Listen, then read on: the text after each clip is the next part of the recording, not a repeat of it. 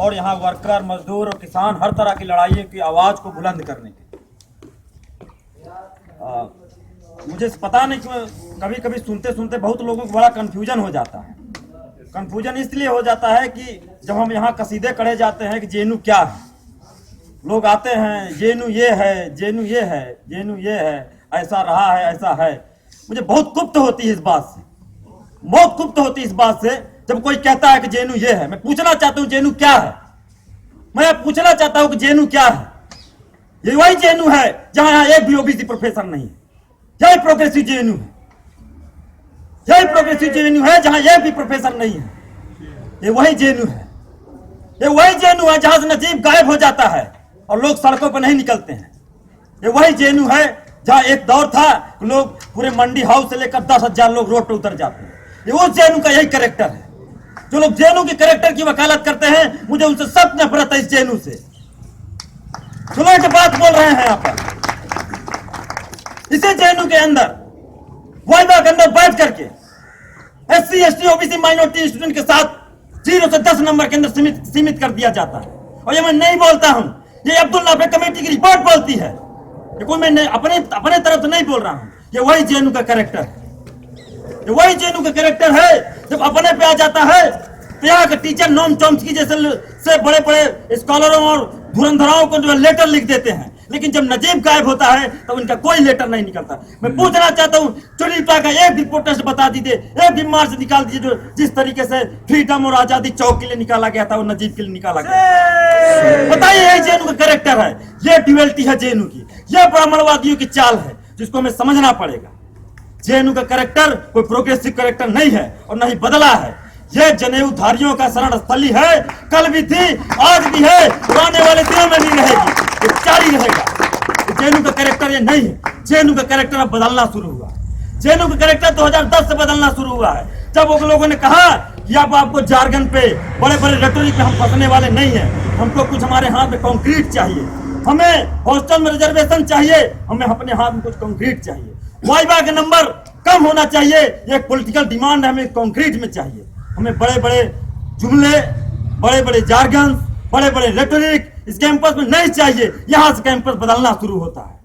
यह है रियलिटी की पॉलिटिक्स।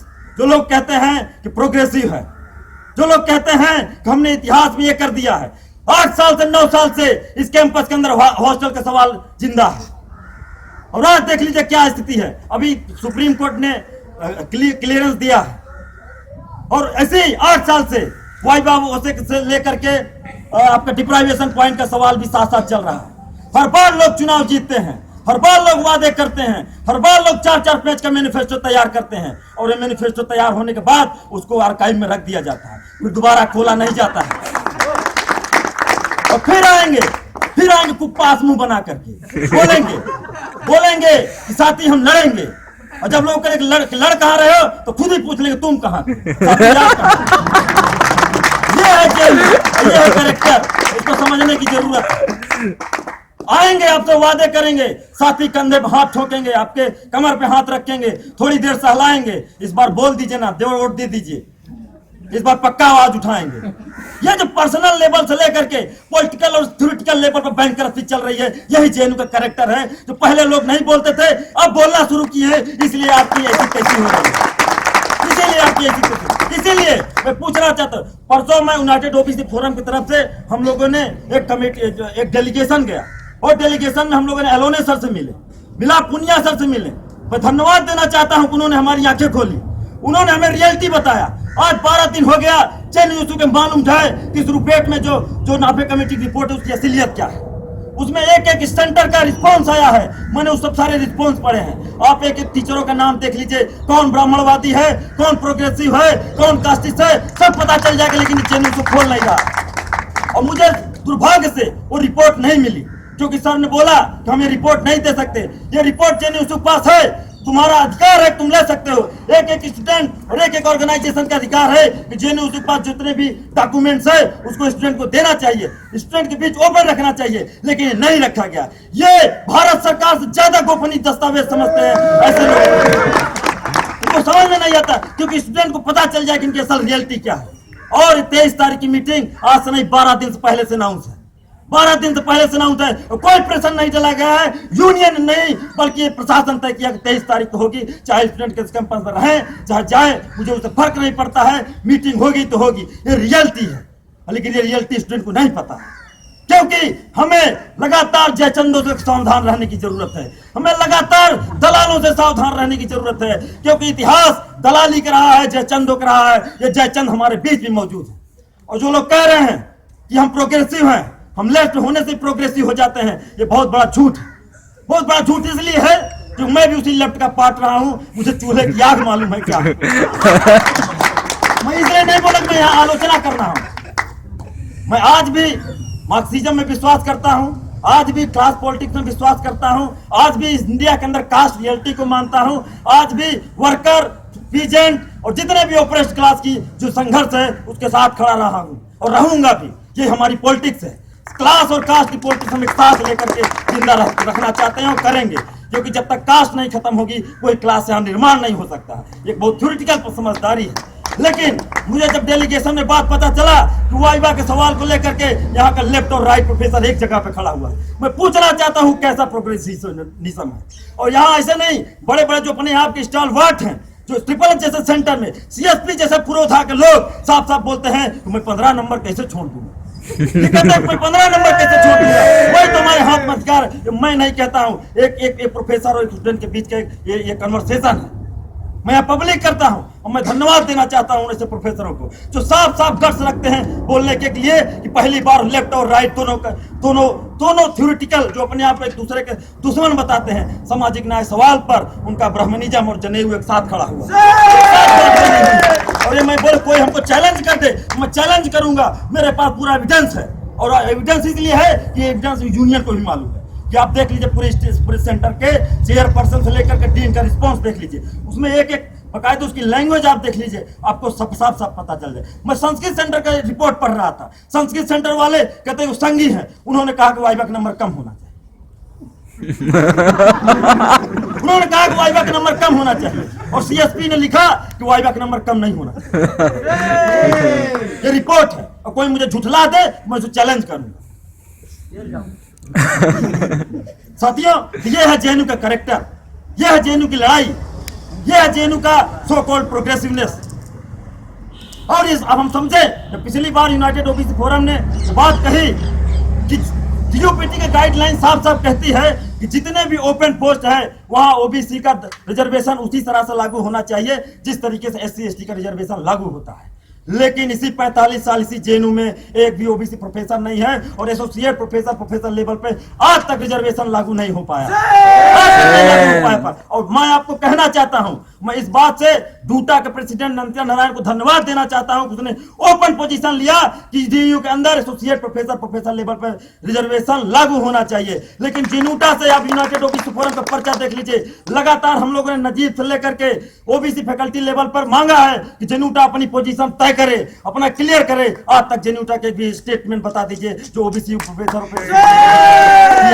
तो ये है आपस का इनका जो है जनेऊ का कनेक्शन, आपस में इनकी दलाली का नया फॉर्म, जो लगातार जब लोग सवाल उठाते हैं तो कहते हैं साथी आप कहां थे। जब आप सवाल उठाइएगा तो साथी आप कहां थे।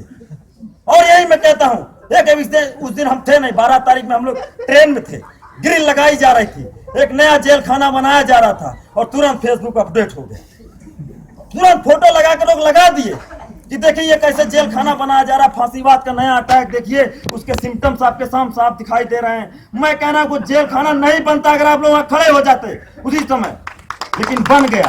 पॉलिटिक्स तो यहाँ यही होती है ना, पहले डिस्क्रिमिनेशन होने दो फिर हम लड़ेंगे, पहले रेप होने दो फिर हम लड़ेंगे, पहले रेप होने दो फिर हम लड़ेंगे। ये है ये, क्योंकि इनको मुद्दा चाहिए, इनको मुद्दा चाहिए। अभी नया मुद्दा आ रहा फीस हाइक का नया मुद्दा, 2 रुपए फीस बढ़े चाहे 10 रुपए बढ़े, फीस हाइक होती है, उस पर बड़ा मूवमेंट खड़ा हो जाएगा। लेकिन ओबीसी सवाल पर, दलित के सवाल पर, माइनॉरिटी के सवाल पर कोई रूम से बाहर नहीं निकलेगा कि कुछ चुटिया और जनेऊ के कनेक्शन एक है, और ये कभी नहीं टूटने वाला है। इसलिए कह रहा हूं कि न लेफ्ट होता है न राइट होता है, सिर्फ एक आइडिया चल रहा है, वो जातिवाद और ब्राह्मणिज्म का आइडिया है, जिसमें दोनों मिलकर के गुमराह कह रहे हैं। गुमराह कर मैं कह रहा हूं, आज आप बता दीजिए इस कैंपस के अंदर बड़े डेमोक्रेटिक और प्रोग्रेसिव बनने की बात करें। हम लोगों ने पिछली बार से कहा है कि जो लोग यूनियन के मेंबर हों और जितने भी यहाँ पर हैं अपना नारा लगा करके, हमको पता नहीं चलता कौन क्या स्टेटमेंट दे रहा है, कौन क्या पोजीशन ले रहा है और कितना खर्च लगेगा। आप जेएनयू एक तरफ बीसी करा, कमरे रूम टू कैमरा लगाने की बात है। कैमरा लगाओ, हम लोग यहाँ एलईडी में देखेंगे कि क्या बीसी का क्या पोजीशन है, अलग अलग डीन का क्या पोजीशन है, जितने एसी मेंबर है उनका क्या पोजीशन है, तब ना कुछ डेमोक्रेटिक बात है। तुम अंदर अंदर दबा दबा करके एक दूसरे को कुछ बात बताते नहीं हो, अपना घुलुल मुलुल कर रहे हो, जो है पता नहीं चल रहा है कि क्या चल रहा है। तो कैसे चलेगा, कैसे डेमोक्रेटिक हो भाई?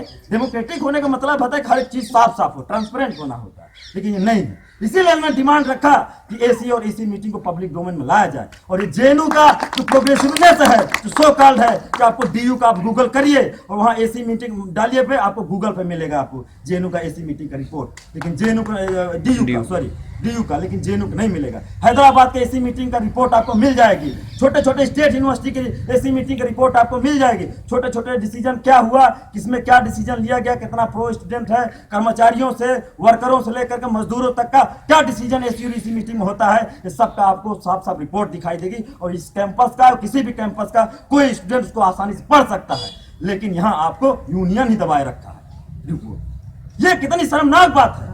और मुझे तो जब मैं पूछा सर ये रिपोर्ट केवल आप ही के पास है या और लोग है, बोले सारे कमेटी मेंबर के पास है रिपोर्ट। तो मैं पूछता हूं कि बात में ऑल आउट करने वाले लोग इस बात पे क्यों ऑल आउट नहीं करते हैं, क्यों एक लोगों को साथ में लेकर के? हम जब आवाज उठाते हैं कह रहे हैं ये लोग भसड़ मचाते हैं, ये लोग यूनिटी को ब्रेक करते हैं, ये लोग कहते हैं यूनियन ब्रेक करते हैं। और जब यूनिटी बनाने की बात आती है, यूनिटी कुछ प्रिंसिपल पे होती है, ईमानदारी पे होती है, दलाली पे नहीं होती है। दलाली पे अगर यूनिटी बनाने की कोशिश करिएगा यहाँ से बाहर कर दिए जाओगे। और मैं आज कहना चाहता हूँ ये जो धुंध है, जो ब्राह्मणवादी वर्सेस जो प्रोग्रेसिवनेस का जो धुंध है, वो साफ होना चाहिए। और सारे एसी मेंबर जो हैं टीचर अंदर, कौन द्रोणाचारी है, कौन शुक्राचारी है और कौन नहीं है, इसकी पहचान तभी होगी जब सबका वर्जन यहाँ आएगा, क्योंकि और तो कोई पता नहीं चलेगा। और ये कह रहा हूं कि द्रोणाचार्य आज इस एसी मीटिंग से निकलने नहीं पाएंगे। उनको सीधा हम इंटरोगेट करेंगे कि अगर आपने पोजीशन लिया है तो आपको सवालों का जवाब देना पड़ेगा। ये हम यहां से तय करेंगे आज की एसी मीटिंग। साथियों, आप देखिए JNU character, Arabic, Persian, Urdu और कुछ सेंटर छोड़ दीजिए तो आपको टोपी वाले लोग नहीं मिले। साफ साफ एक आइडेंटिटी है। रोहित वेमुला एक आइडेंटिटी पे अटैक हुआ, दादरी एक आइडेंटिटी पे अटैक हुआ, यूना एक आइडेंटिटी पे अटैक हुआ। इस देश के अंदर जितने भी शोषण है वो जाति के नाम पर हो रहे हैं, वो धर्म के नाम पर हो रहे हैं। धर्म और जाति के आइडेंटिटी से बढ़कर अभी तक कोई आइडेंटिटी नहीं है जो लोग सफर रहे हैं। और मैं कहूँ जब ये आइडेंटिटी के लोग अपना आवाज उठाते हैं, अपनी आवाज को बुलंद करते हैं और बताते हैं कि असल मुद्दा ये है, तब उनको क्या क्या कह दिया, कास्टिस्ट कह दिया जाता है, यूनिटी को ब्रेक करने वाला कह दिया जाता है। तमाम तरीके का इनके पास एक रेडीमेड जुमले हैं, रेडीमेड इनकी थ्योरी है जो सीधा इन पर लगा दिया जाता है, सीधा इन पर एक्सपोज कर दिया जाता है। मैं कह रहा हूं अब तय करो किसानों का, अब आबादी गिन लो, किसान कितने हैं, अब आबादी गिन लो, मजदूर कितने हैं, अब आबादी गिन लो, एमएनसीज में काम कौन कर रहा है, अब आबादी गिन लो, कोल माइंस में काम कौन कर रहा है। उसका कैरेक्टर आप देख लीजिए, आपको क्लियर हो जाएगा कि क्लास क्या है और क्लास के अंदर कास्ट क्या है, ये आपको तुरंत पता चल जाएगा। लेकिन आपको वो नहीं देखना है, आपको वो नहीं देखना है, क्योंकि आपकी सारी सोशियोलॉजी, सारी पॉलिटिकल साइंस सैंपल सर्वे पे बेस्ड है। क्योंकि आपके पास कोई डाटा ही नहीं है, कोई लीगलाइज डाटा ही नहीं है कि आप एनालाइज कर पाओ इस देश के अंदर कितना नेचुरल रिसोर्स है, उस नेचुरल रिसोर्स का कितना डिस्ट्रीब्यूशन देश के नागरिकों के बीच हुआ है। अल्टीमेट ना हम ओबीसी हैं, ना दलित हैं, ना माइनॉरिटी हैं, अल्टीमेटली इन जस्ट हमारी आइडेंटिटी इस देश का नागरिक की है, ये हमारी कोर आइडेंटिटी है। लेकिन इसके बावजूद भी हम तमाम पॉलिसी के माध्यम से तमाम आइडेंटिटी को क्रिएट करके इस नेचुरल रिसोर्स को डिस्ट्रीब्यूट करते हैं कि हर देश के नागरिक को बराबर हक मिले, सबको सम्मान मिले, सबको न्याय मिले, चाहे वो किसी आइडेंटिटी से आता हो। मैं ये नहीं कहता हूं कि कोई पर्टिकुलर जाति से आता है उसके खिलाफ मॉब लिंचिंग हो जानी चाहिए, लेकिन नहीं, मैं कहता हूं कि इस देश का जो भी नागरिक है उसको उसका बराबर हक जीने का मिलना चाहिए और सबको बराबर न्याय मिलना चाहिए। लेकिन क्या ये संभव है? क्या देश का कॉन्स्टिट्यूशन कहता है कि देश के नागरिक हमारे सामने सब बराबर हैं, लेकिन यहाँ की इकोनॉमी आप देख लीजिए, यहाँ का पॉलिटिकल साइंस आप देख लीजिए, यहाँ का सोशल स्ट्रक्चर देख लीजिए, आप डे टू डे लाइफ देख लीजिए, वहाँ आपको हर एक नाम पर जातिवाद और भेदभाव करते नजर आएंगे, हर एक बात पर गोलबंद नजर आएंगे। ये रियलिटी है। और जब तक इन सवालों को काउंटर नहीं किया जाएगा, न देश के अंदर कोई प्रोग्रेसिव मूवमेंट खड़ा हो पाएगा, न कोई वर्कर मूवमेंट खड़ा हो पाएगा, न कोई किसानों का आंदोलन खड़ा हो पाएगा, और ना ही कोई स्टूडेंट मूवमेंट खड़ा हो पाएगा।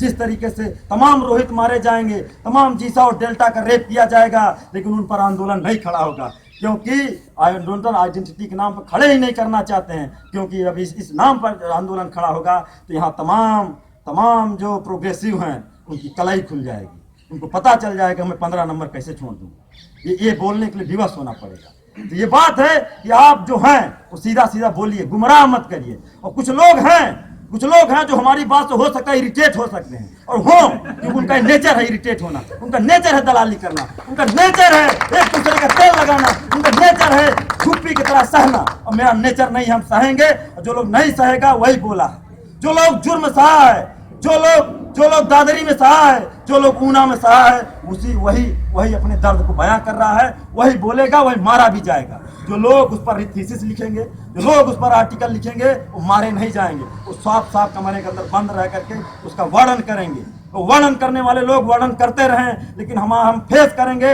हम बोलेंगे, और सामने आओगे तो मारे भी जाओगे। ये हम क्लियर कह रहे हैं। और साथियों, आज का जो एसी मीटिंग है, इस एसी मीटिंग से हम सबसे आपसे अपील कर रहे हैं कि एक बात आप लोग आज गांठ बांध के लीजिए कि आपके लिए लड़ने वाला कोई नहीं, और इतने लोग ही तय करना पड़ेगा आज कि आपको करना क्या।